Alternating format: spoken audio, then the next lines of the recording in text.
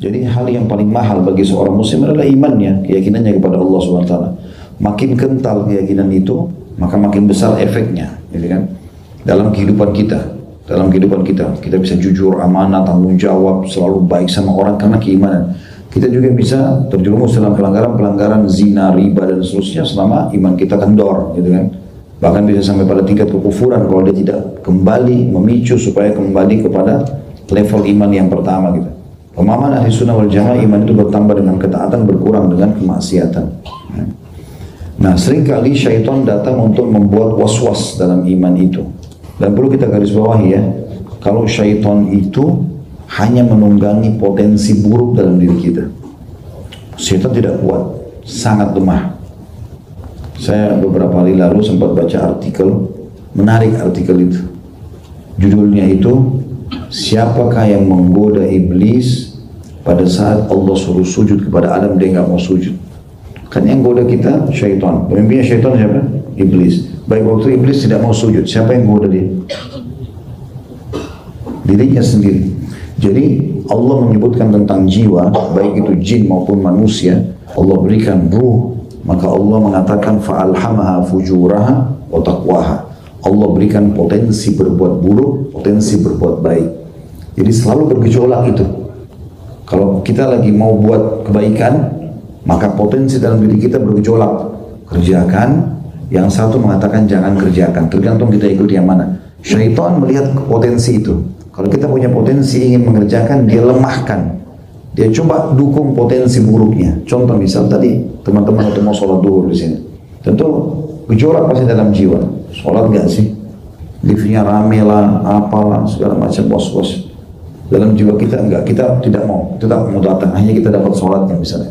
Majelis ilmu hadiri enggak sih? Lebih baik saya duduk nongkrong minum kopi. Enggak, kita ikut potensi positif kita. Maka di syaitan tidak bisa buat apa-apa karena dia cuma mengikuti potensi itu. Jadi sebenarnya kita bagaimana mengontrol diri kita saja. Yang dari luar ini enggak ada pengaruhnya sama sekali. Masalahnya di kita. Bayangkan teman-teman, kalau jiwa kita bahagia, tentram, tempat sempit pun rumah gubuk enak. Kalau jiwanya sempit, bermasalah, biar rumahnya seluas apapun, banyak pelayan-pelayannya, bumi jadi sempit buat dia. Jadi sebenarnya dalam diri kita itu. Makanya salah satu zikir bagi petang yang pernah kita pelajari, Allahumma inni a'udzubika min syarri nafsi wa min syarri syaitanin wa syirki. Ya Allah, jauhkan aku dari keburukan diriku sendiri, potensi negatif itu, baru jauhkan aku dari keburukan syaitan dan sekutunya. Jadi syaitan menunggangi itu saja. Maka teman-teman sekalian, kita harus betul-betul meredam potensi buruk itu dengan potensi yang baik. Tentu ini dengan cara belajar agama. Kita jadi terdorong untuk berbuat baik, kita jadi takut untuk berbuat keburukan. Jadi syaitan tidak ada celah untuk menunggangi potensi buruk itu. Nah, kalau seandainya ada orang ditimpa keraguan-raguan, ada beberapa poin yang dianjurkan dia untuk jaga. Yang pertama, hendaklah dia memohon perlindungan kepada Allah. Sebagaimana hadis Bukhari jilid 6 halaman 336, Muslim jilid 1 halaman 120. Seperti biasa, ya Allah lindungi aku, jagalah imanku. Salah satu doa Nabi SAW adalah Allahumma habbib ilainal iman. Ya Allah, cintakanlah keimanan itu pada kami. Wa zayyinhu fi qulubina, dan hiasilah di hati-hati kami.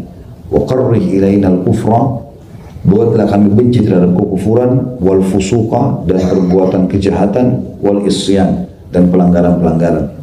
Waj'alna minar rasyidin, jadikanlah kami orang yang selalu dapat petunjuk. Kita memang minta agar kepada Allah agar iman itu ditanamkan dalam hati.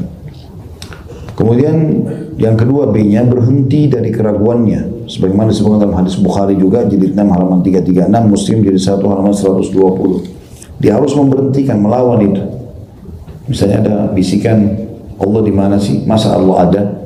Ya. Siapa yang ciptakan Allah? Allah sekarang melihat nggak? Dan seterusnya. Was-was. Maka dia harus menepis itu semua. Dikuatkan dengan poin C-nya. Yang ketiga adalah mengucapkan amantu billahi wa rusulih. Aku beriman kepada Allah dan kepada para rasul yang diutus olehnya. N-nya besar, kata ganti Allah. Kalau bapak ibu lupa, bilang saja amantu billah. Ya. Kalau bapak mau kuat, lebih lengkap amantu billahi wa rusulih. Ditambah rasul-rasul. Gitu ya. Maka ini dalam sebuah hadis yang sahih diriwayatkan Imam Muslim di 1 halaman 119 dan 120, kata Nabi SAW, kalau dibaca ini akan hilang was-was itu. Kenapa ada sahabat begitu bertanya, ya, mereka terus saja beribadah kepada Allah sampai syaitan masukkan was-was dalam hati mereka, Sampai muncul pertanyaan, siapa yang menciptakan ini, siapa yang menciptakan itu, sampai siapa yang menciptakan dirimu. Lalu dijawab Allah. Lalu dikatakan, lalu siapa yang menciptakan Allah? Kata Nabi SAW, kalau sudah sampai pada pertanyaan itu, maka ucapkanlah amantu billahi wa rasulih. Aku beriman kepada Allah dan Rasulnya. Termasuk teman-teman kalau muncul keraguan, benar nggak sih kalau orang taat masuk surga, orang kalau durhaka masuk neraka, benar nggak saya akan terima pahala-pahalanya? Itu semua was-was yang harus kita lawan. D, atau yang keempat dalam poin ini, hendaknya membaca firman Allah Subhanahu wa taala dalam surah Al-Hadid ayat 3. Sebagaimana dijelaskan dalam hadis Abu Dawud jilid 4 halaman 329. Firman Allah Al-Hadid ayat 3 ini bunyinya, a'udzubillahi minasyaitonirrajim, wal awwal wal akhir wal zahir wal batin wa huwa bikulli syai'in alim. Dialah yang awal, dialah yang akhir, dialah yang zahir dan dialah yang batin, dan dia maha mengetahui segala sesuatu. Dengan ini insya Allah was-was itu akan hilang.